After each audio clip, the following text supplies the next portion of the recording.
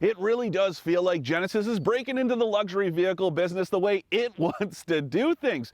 It started building sedans way back when crossovers were really becoming all the rage, and now its first EV is a crossover, just as rivals like BMW are introducing electric sedans. Hey, it's a backwards world out there, folks, and we're just living in it. Anyway, there's a rhyme and a reason for all of that stuff, including why the GV60 is that little crossover you're looking at. It also might be the brand's best vehicle yet, but it also isn't without its disappointments.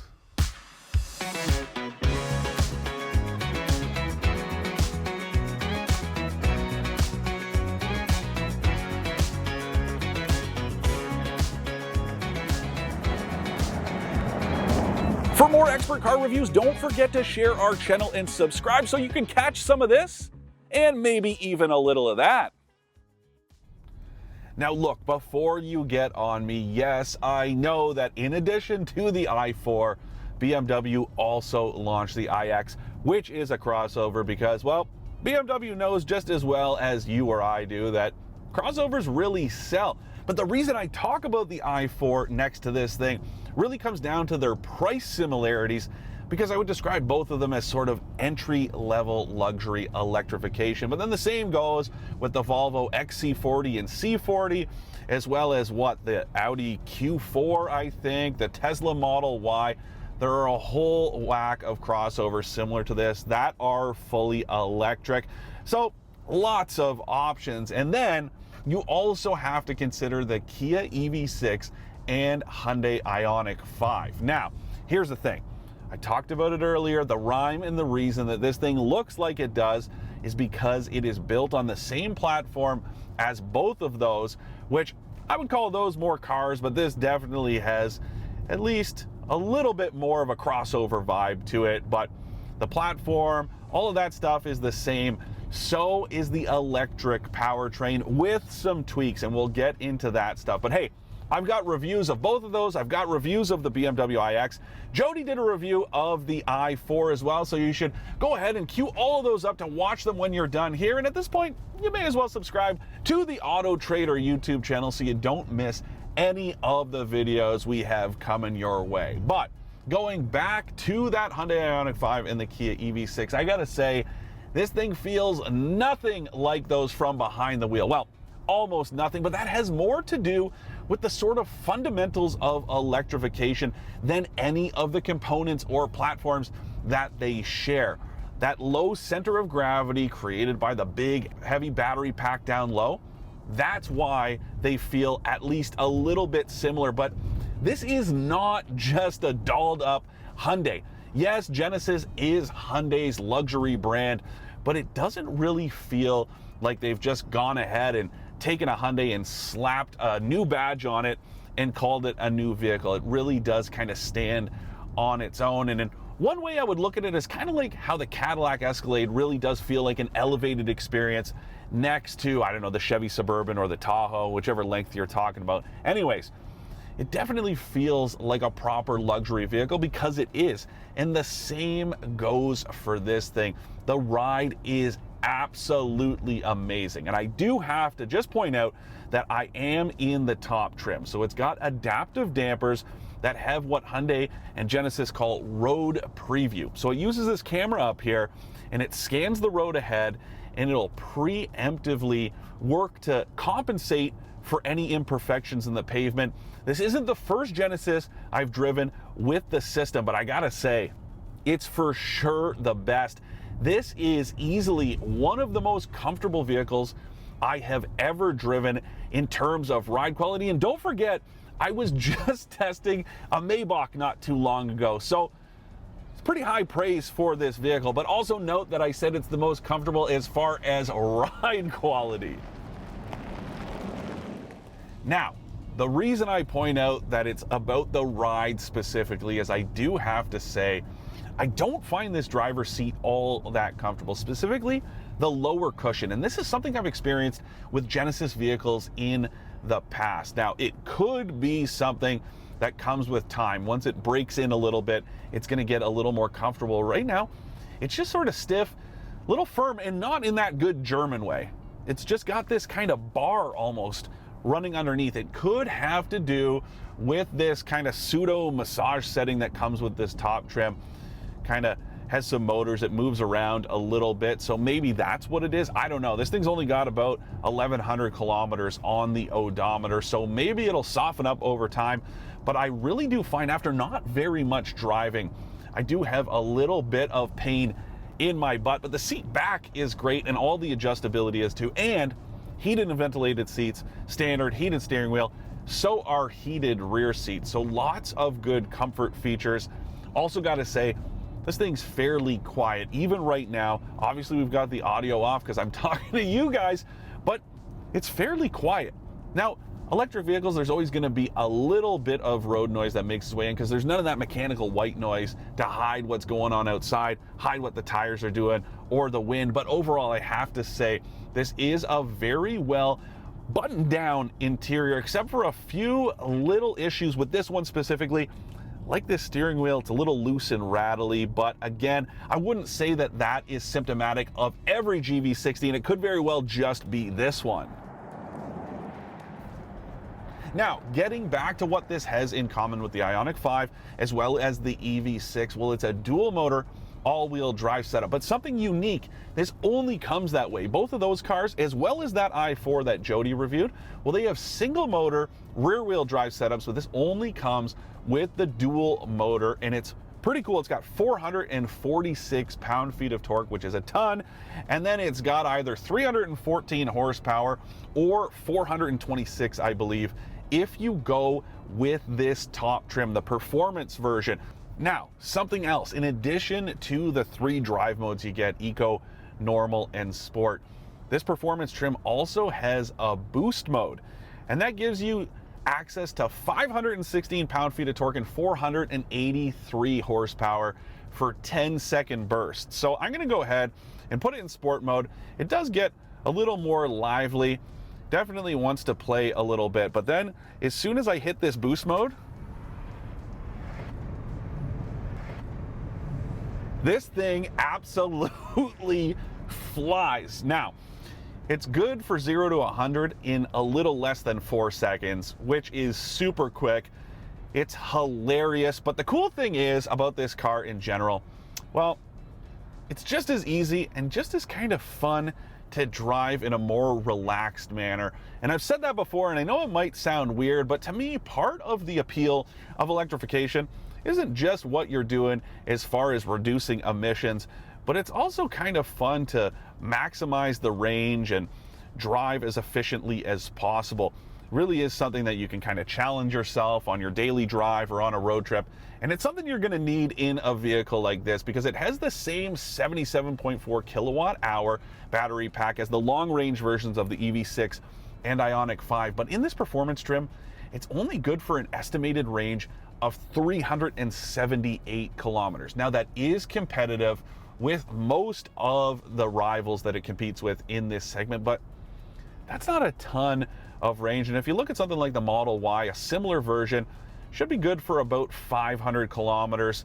If you go with the base version of this, I think it's good for 399, and I have been closer to that number than 378 this week, but still, I just don't really think that's going to cut it for a lot of people.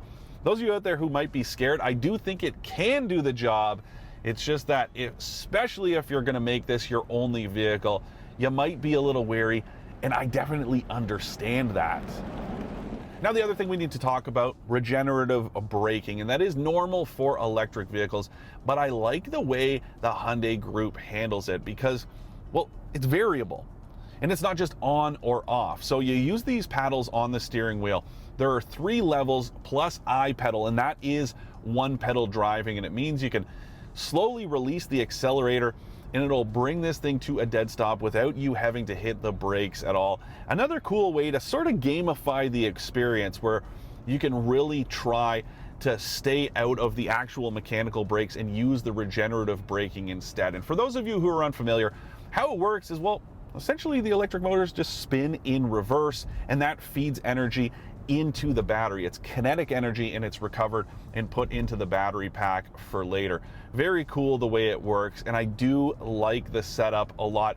I would say it takes maybe a little more effort to use the one pedal driving properly and actually bring it to a stop each and every time. But again, it's just a cool way to challenge yourself.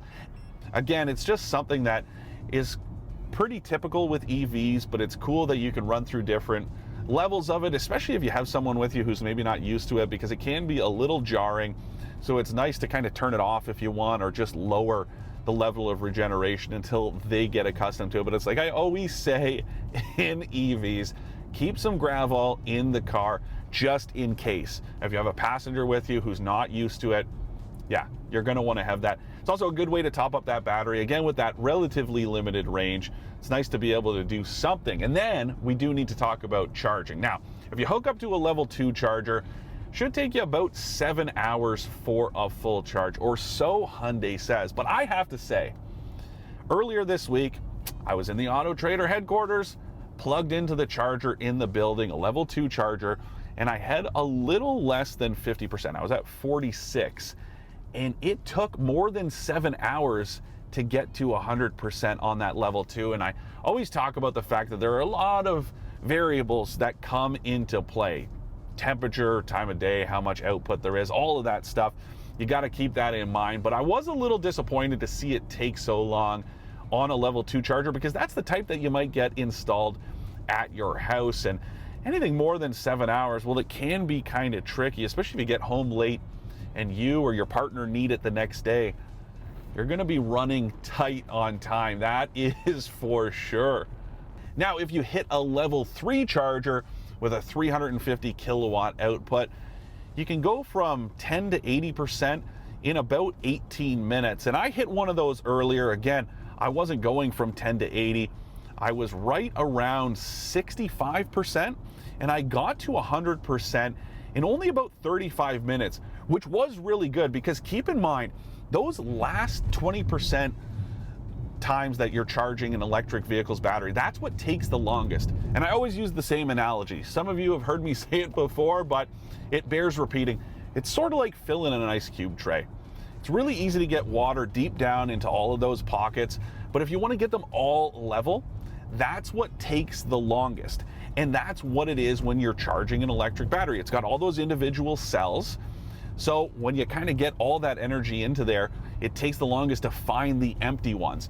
So that's why that last 20% takes the longest. But all things considered, 35 minutes or so to get that 35% into this battery, not too bad. And then if you hit a 50 kilowatt charger, that should take you about an hour and 15 minutes to go from 10 to 80%. So again, still not too bad.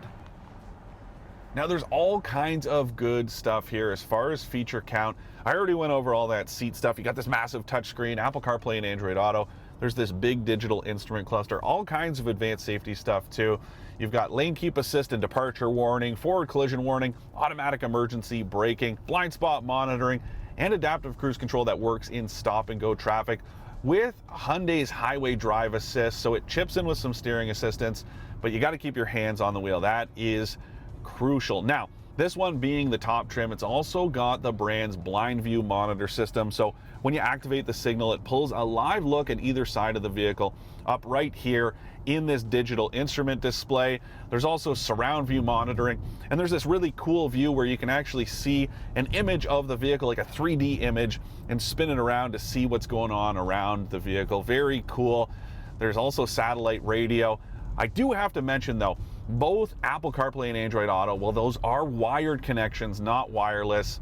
It's a bit of a bummer, but then again, I'm happy to see USB-C ports in here instead of USB-A, because that's been something that the Hyundai Group has been slow on the uptake to get these more modern connections that do come with most modern phones, iPhones, Androids, whatever. Most of them these days come with USB-C connections.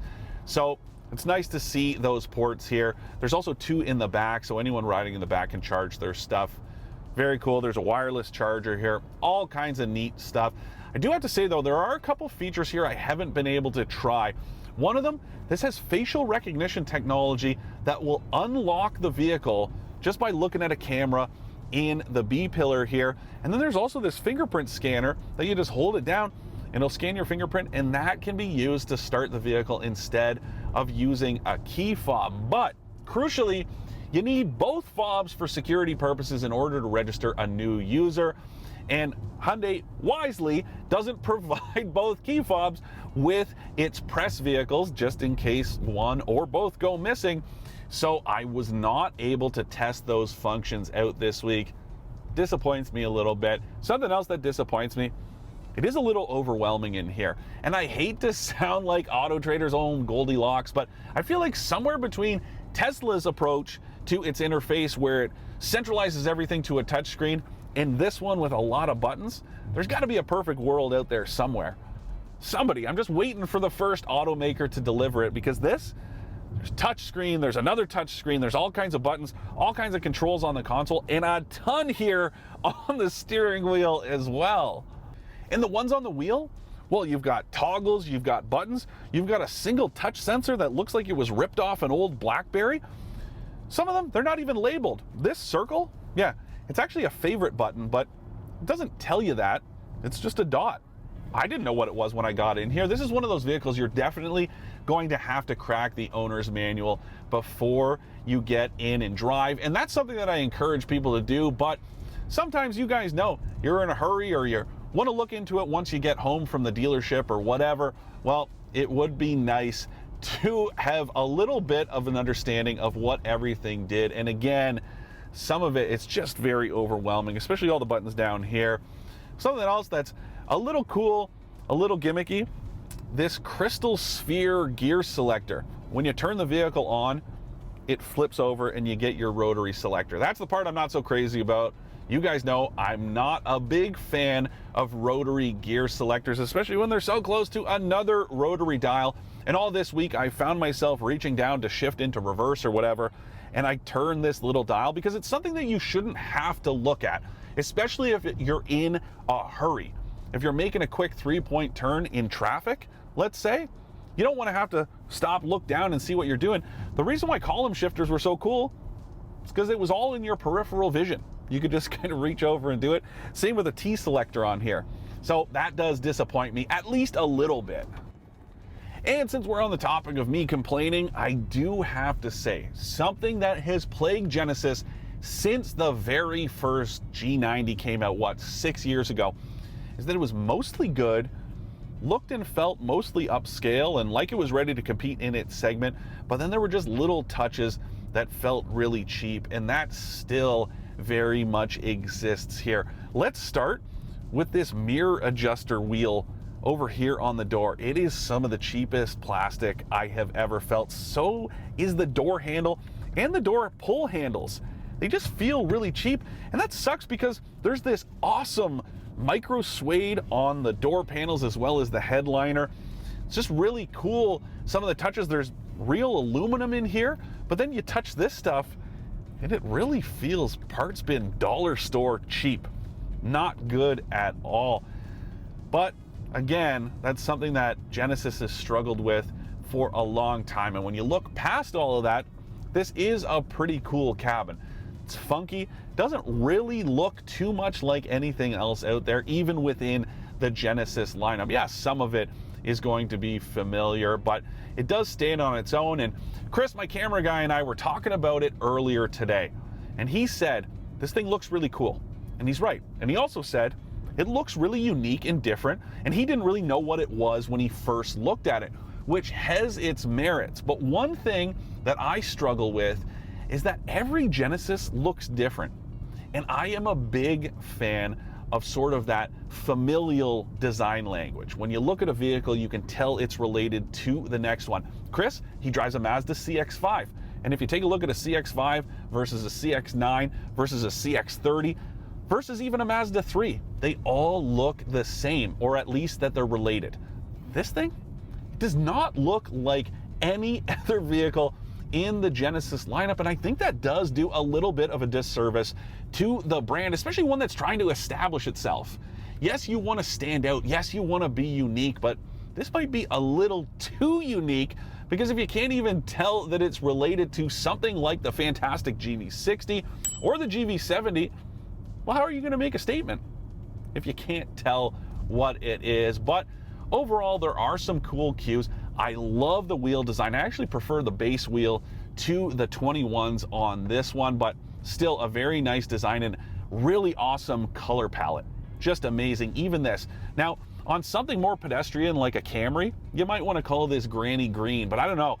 It looks really nice here. I think it's called Hanauma green. It's named after a bay in Hawaii. Very cool minty color. There's some neons, reds, blues, all kinds of great colors available on this thing. And again, all kinds of great features. Really does seem like decent value for the 71.5 grand or so that it starts at.